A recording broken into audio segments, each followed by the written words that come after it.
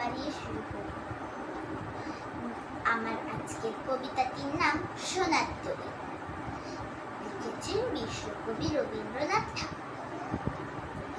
গগনে গরজে মেঘ, ঘন বর্ষা, কোলে একা বসে আছি, নাহি ভরসা। রাশি রাশি ভাড়া ভাড়া, ধান কাটা হলো সারা। ভরা নদী খুঁড়ো ধারা, খর বর্ষা। কাটিতে কাটিতে ধান, এলো বর্ষা। একখানি ছোট ক্ষেত, আমি একেলা।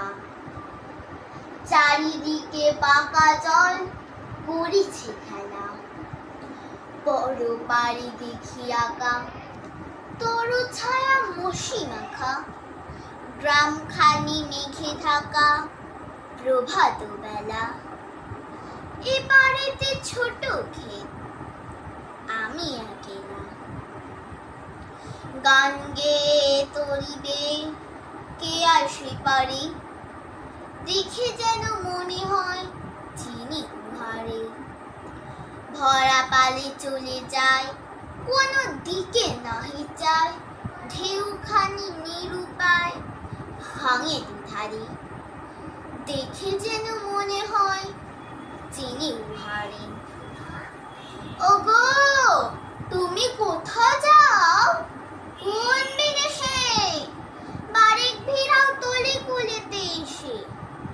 যেও যেথা যেতে চাও, যারে খুশি তারে দাও।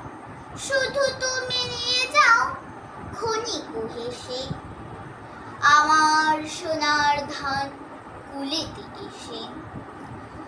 যত খুশি তত লও, তরণী করে। আর আছে? আর নাই, দিয়েছি ভরে। এত কালো নদী খুলে, যাহা লয়েছি ভুলে, সকলই দিলাম তুলে। ধরো থরে, এখন আমারে লহ করুণা করে। ঠাই নাই, ঠাই নাই, ছোট সে তরী।